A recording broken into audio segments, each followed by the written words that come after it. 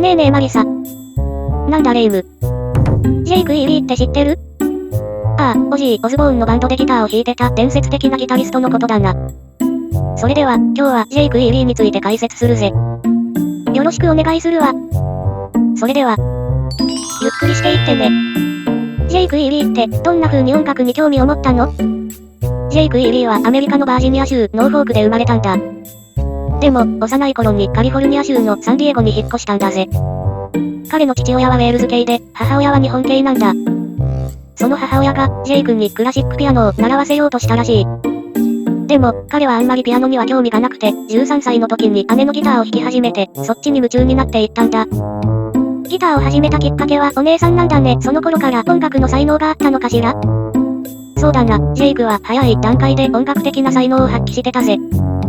お姉さんのレコードコレクションにあったジミ・ヘンドリックス、ブラックサバス、レッド・ツェッペリンなんかに大きな影響を受けたみたいだ。それで最初に練習した曲がザゲス風のノータイムって曲だったんだ。ピアノの基礎がギターにも役立ったのかしら？その通りだぜ。クラシックピアノで学んだ音楽理論がギターの上達にかなり役立ったみたいだ。メルベイのギター教則本も使ってたって話だな。それで、高校の頃には地元のバンドに参加するようになって、サンディエゴのミュージシャンたちにも注目されるようなスタイルを確立したんだ。ジェイク・イーリーの音楽キャリアはどんな風に始まったの？サンディエゴで、ティーザーってバンドを結成したのが始まりだな。このバンド名はトミー・ボーリンのデビューソロアルバムにちなんでるんだ。彼らはサンディエゴのオールエイジのクラブ、ストレイタヘッドサウンドのハウスバンドとして活動してたんだぜ。その後、どんなバンドに参加したの？1980年にローカルなヘビメタルバンド、ミッキー・ラットに加入したんだ。その後すぐにバンド名をラットに変えて、ロサンゼルスのサンセットストリップに移ったんだ。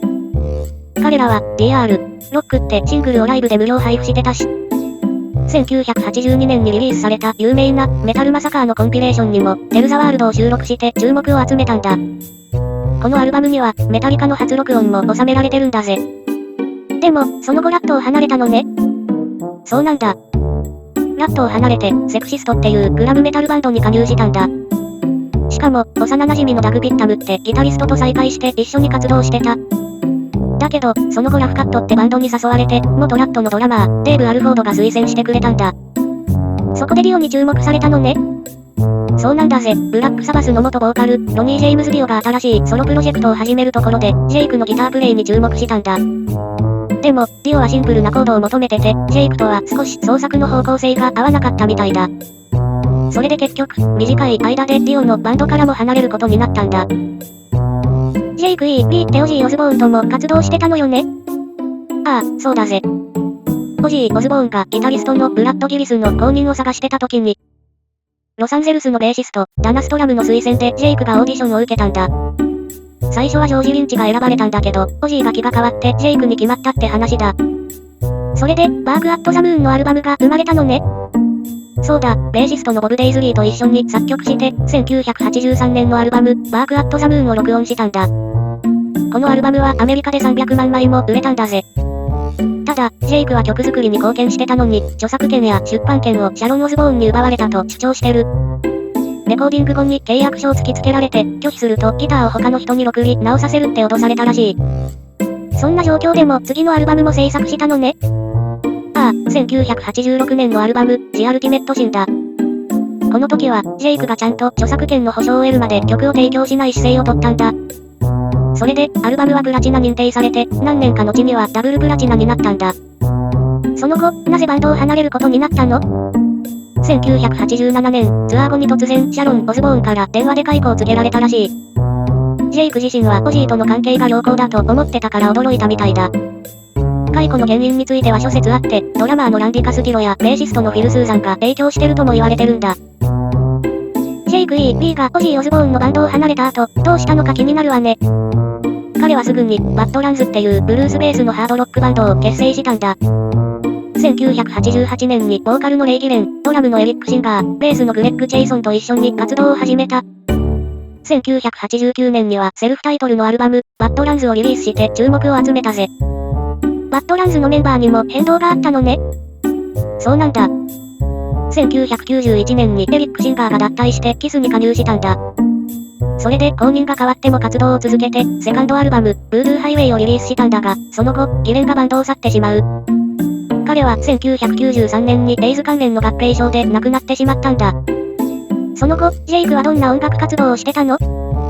バッドランズの解散後は、ワールドロー3のボーカル、マンディライオンと組んで、ウィキッドアライアンスってバンドを結成したんだ。でも、アルバム制作が進まず、最終的には解散してしまった。それでも90年代後半から2000年代にかけては、クイーンやメタリカのトリビュートなどで活動を続けていたぜ。最近の活動はどうなの？2011年にはベガーズ&シーブズの MV にゲスト出演してギターソロを披露したんだ。画面には、ジェイク・イーリーは元気にラスベガスで暮らしているってキャプションも出てたぞ。そして2012年には、ザットメタルショーにも登場して、ファンの前に久々に姿を見せたんだ。ジェイク・イーリーって、最近の活動ではどんなバンドをしてるのかしら？彼は2013年に新しいバンド、レッドドラゴンカーテルを結成したんだ。しばらく表舞台から離れてたけど、ファン待望の復帰って感じだったな。レッドドラゴンカーテルってどんな音楽なの？ブルースやハードロックの影響を取り入れたロックサウンドで、ジェイクの独特のギタープレイが際立っているんだ。2014年にセルフタイトルのアルバム、レッドドラゴンカーテルをリリースして、その後、2018年にはセカンドアルバム、パティナを発表したぜ。かなり安定して活動してるのね、ファンも喜んだでしょうね。ああ、ジェイクの復活に多くのファンが喜んだし、新しい音楽性も高く評価されたんだ。彼は自分のペースで活動を続けてて、今でも精力的にライブを行っているみたいだぞ。ジェイク・イーリーの使ってる機材ってどんなものがあるのかしら？ジェイクは多彩な機材を使ってるから、一部を紹介するぜ。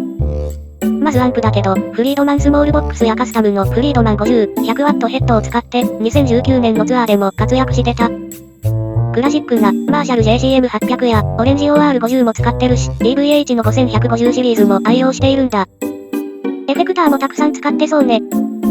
ああ、エフェクトにはこだわりがあるんだ。特に、マジックボックスボディブロイオーバードライブはジェイクのシグネチャーだ。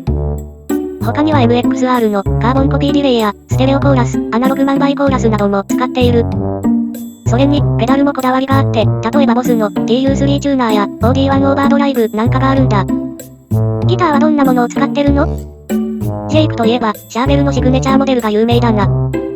改造されたフェンダーストラトキャスターのレプリカで、ジェイク E シグネチャー USA がある。元のフェンダーを改造した白いストラトや青い透明フィニッシュのカスタムシャーベルも使ってるぜ。オジー・オズボーンとのツアーではサンディマスやホールズワースストラトキャスターも使ってたんだ。ギブソンのギターも使ってるのね。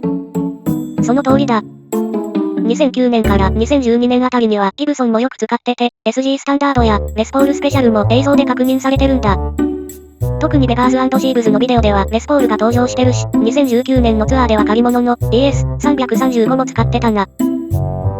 ジェイク E の最近の健康状態ってどうなの？2024年に元バッドランズのベーシスト、グレッグ・チェイソンが、ジェイクが右手首の手根管症候群に悩まされていて、手術を待っていると話していたんだ。そのため、2019年以降、ライブ活動をしていなかったらしい。でも、後のインタビューでジェイク自身が、最終的に手根管症候群と診断され、右手の軟骨がなくなっているため、コルチゾン注射を受けていると語っていたんだ。それは大変ね。最近、ラスベガスで銃撃を受けたって聞いたけど、本当なの？ああ、2024年10月15日の早朝、ラスベガスで犬の散歩中に何者かに複数回撃たれたんだ。幸い、命に別状はなく、当局はこの事件を完全に無作為なものと見ているらしい。ジェイクは意識がはっきりしていて、完全回復が見込まれているとのことだ。無事で本当に良かったわ。これからの活動はどうなるのかしら？ジェイクは手の治療を続けながら、音楽活動への復帰を目指しているみたいだ。彼自身、ツアーに出たいと語っているし、ファンとしては彼の完全復活を期待したいところだな。今日はここまでだぜ。マリサ、いろいろと教えてくれてありがとう。いえいえだぜ。それでは、最後までご視聴ありがとうございました。